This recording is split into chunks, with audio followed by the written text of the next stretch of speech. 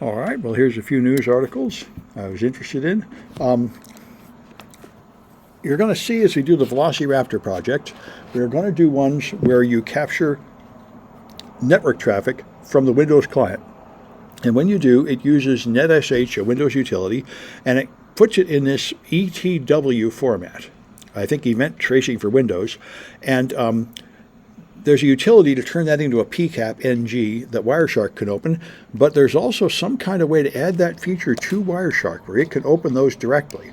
So that would be another way to deal with it, besides the one I put in the project. That's a thing to know. Let's see if there's any way to get past the garbage. Okay. Yeah, so Voyager 1, they thought it was effectively dead because it was putting out gibberish. Something has become corrupted, but they managed to get a response which is essentially a memory dump. So they can get a copy of its current operating system, which is good because they didn't keep a copy of it. Back in the 70s, there's no known copy of exactly what that operating system is, so they managed to get some kind of binary image of it downloaded from Voyager, and they hopefully can use that to repair it because some portion of the operating system is defective, and now they got more information. So Chrome has added real-time protection. Now, I think Edge has had this all along. I'm not sure why this is different, but what they said is a malicious website typically has a lifetime of less than 10 minutes. So you have to, every time you go to a website, you have to constantly check in the cloud to a fully updated list of malicious websites. You can't just have a static list on the machine that's updated every hour or every day. You have to detect it immediately. And I remember when Windows 10 came out, privacy advocates got all upset because every URL you go to is sent to Microsoft for this comparison to see if it's a known malicious website. And Chrome is now going to add the same thing. So it's a thing to know. Probably a good idea, although probably not great for privacy. Just checking for comments. So this I was amazed at in Risky Biz News. The National Institute of Standards National Vulnerability Database is the place where everyone goes and all the security products go, like antivirus and other products for security. They all go here to find the authoritative list of current vulnerabilities, but a month ago they stopped adding the metadata to this that makes it useful. So here's the enriched ones are here. These are ones that have not only the CVE, but they have additional all-important information like a list of what products are affected. And a month ago, they stopped doing it, and they just have naked CVEs there, which really don't tell you enough information. And they have a note saying they're reforming their process and they're going to come back. But this backlog of a month is fouling up all kinds of companies that rely on this data. So it is an issue. And in retrospect, it might not have been so good to base an all-important part of your product on a government service that does not really promise to keep delivering in a timely way. It's not like they're a subcontractor and you have a service level agreement with them. I'm going to grab my coffee.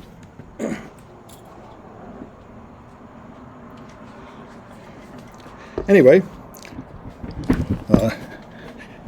people would like to know what in the world is going on at the National Institute of Standards, and hopefully we'll find out why they've suddenly quit doing this part of their job, or what we've come to think of as their job.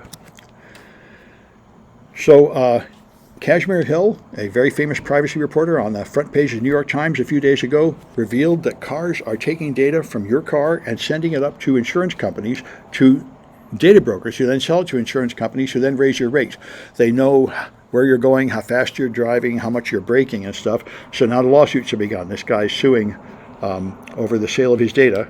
And it'll be interesting because America does not provide much in the way of privacy laws. So it is not clear that this is illegal. Just collect that data and sell it to somebody. Especially, I imagine, if there's some kind of boilerplate in that long terms of service you didn't read that says we may share your data with business partners. So we'll see what comes of this. But certainly, people were not generally aware of this, and now they are, and they're getting pretty upset about it. All right. And so WebAssembly, you can write assembly language that runs in the browser. You can write web pages in WebAssembly. And I've never done this, but I do teach assembly language programming in my other classes, and I wonder if I should. But anyway, it's coming out there. A lot of people are talking about this. You can make much more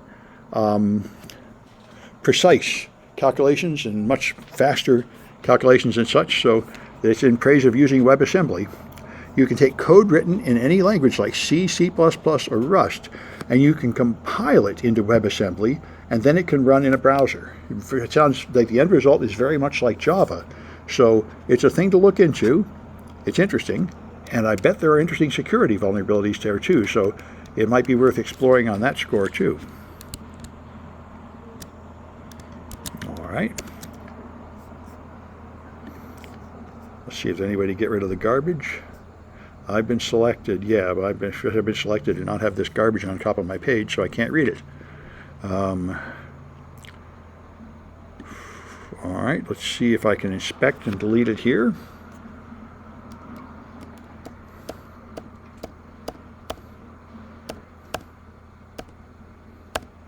All right, let's see if that does it.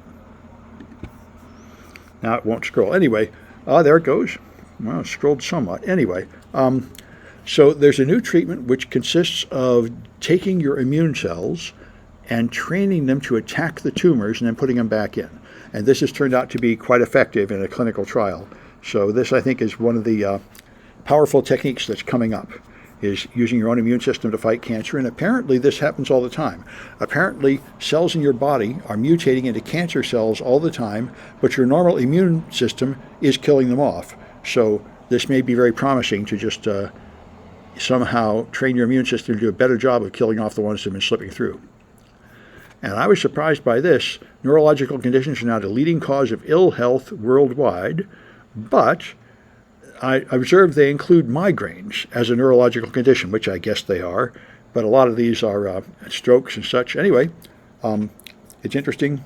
Yeah, migraine to stroke, Parkinson's disease, and dementia, leading cause of ill health worldwide, which I think is because we have been successful at treating so many other diseases, like cancer and other diseases that would normally kill people. So, when you cure the major killer, then people live long enough to die of something else. So, anyway, people are living long enough to have neurological conditions, which, if migraines count, I've had those all my life. Anyway, all right. Checking for comments, of which there are none. All right, so the water industry wants to write cybersecurity rules, and this is why I just finished teaching that pirate course in operational technology.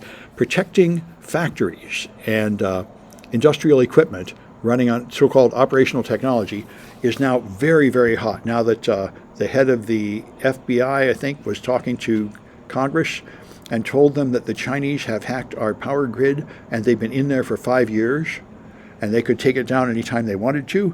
And that's the kind of thing that's getting people worried about this. How much are our infrastructure, our critical infrastructure, how vulnerable is it, and how do we protect it? So it's a very important topic.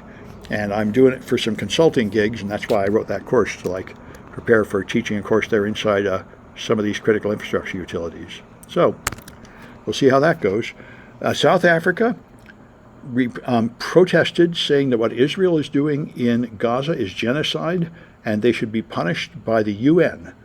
And now they're backing it up. Now the foreign minister says South African citizens that fight with Israeli forces in Gaza will be arrested. So they're really pushing this forward, really pushing it hard.